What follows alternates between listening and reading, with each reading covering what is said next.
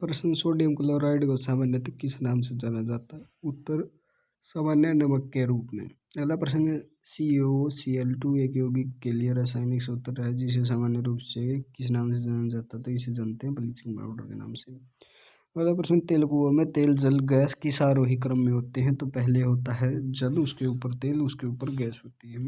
अगला प्रश्न सूर्य से प्राप्त ऊष्मा ऊर्जा को क्या कहते हैं? तो इसे कहते हैं नाभिक ऊर्जा। अगला प्रश्न है धातु की प्रकृति क्या है? उत्तर धातु की प्रकृति है उदासीन। अगला प्रश्न है पीने वाला सोडा कैसा होता है? तो ये होता है प्रकृति से अम्लीय है। अगला प्रश्न है भारत के परमाणु ऊर्जा प्रोग्राम के जनक थे? तो ये थे डॉक्टर होमी भाभा। अगला प्रश्न है हेमेटाइट किसका अयस्क है? तो यह है Fe का। प्रश्न पोर्टलैंड सीमेंट के प्रमुख संगठकों में क्या शामिल है? उत्तर लाइम, सिलिका और एल्यूमिनियम।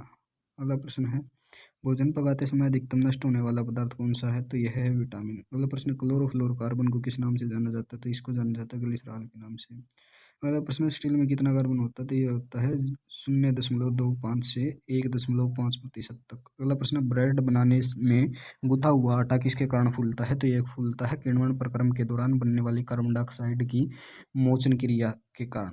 अगला प्रश्न अल्फा, बीटा और गामा की वेदन शक्तियाँ अपने अवरोही क्रम में किस प्रकार होती हैं? तो ये होती हैं पहले गामा, फिर बीटा, फिर अल्फा। अगला प्रश्न स्टील के संरक्षण प्रतिरोध में वृद्धि करने के लिए इनमें क्या मिलाया जाता है? तो इनमें मिलाया जाता है क्रोमियम। अगला प्रश्न सभी अम्लों में कौन सा तत्व अनिवार्य रूप से मौजूद है? तो यह है हाइड्रोजन।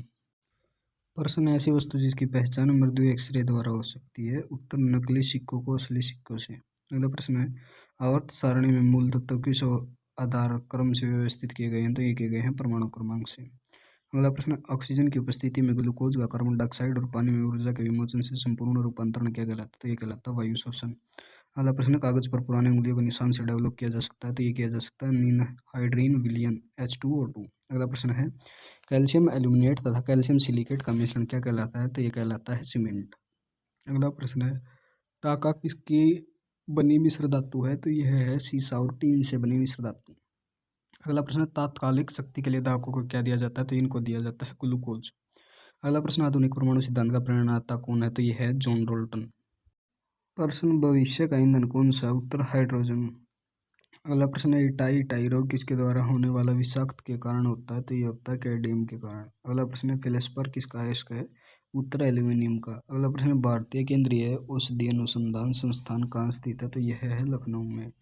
अगला प्रश्न कांच को नीला रंग कौन प्रदान करता है? तो यह करता है कोबाल्ट ऑक्साइड। अगला प्रश्न एक धातु प्रायः अतिचालक कब ग्रहण करती है? उत्तर क्रायोजेनिक तापमान पर ग्रहण करती है। अगला प्रश्न लार की प्रकृति कैसी होती है? तो यह होती है अम्लीय। अगला प्रश्न आयोडीनीकृत नमक होता है? उत्तर पोटासियम आयोडाइड और साधारण नमक का मिश्रण होता है।